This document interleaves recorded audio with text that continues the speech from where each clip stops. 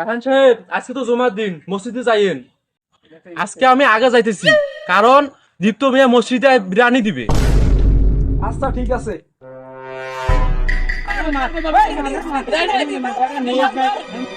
আজকাল ছেলেরা এতটা খারাপ হয়ে গিয়েছে যে আজকে শুক্রবারের দিন তাও মোবাইল টিপতেছে।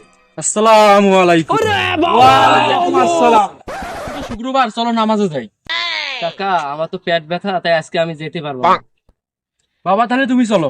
কাকা কি বলবো, আর দুঃখের কথা, আমার তো ডায়রেক্ট হয়েছে। চলো নামাজে যাই। কাকা আমার তো কাপড় ধোয়া নাই কাকা। ওরা তো তিনজন গেল না, তাহলে তোমরা চলো। না না, আমরা খেতে পারবো না, আমার কাজ আছে। তোমরা তো গেলে না, আজকে মসজিদে বিরিয়ানি দিবে।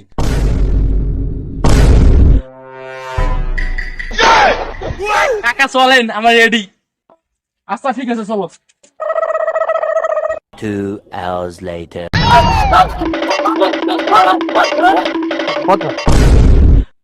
তোমরা লাঠি নিয়ে এনার পেছনে দৌড়াচ্ছেন কেন? আরে ভাই আর বলেন না, উনি একটু আগে আমাদেরকে বললো যে মসজিদে নাকি বিরিয়ানি দিবে, তাই যা দেখি কোনো বিরিয়ানিও নাই।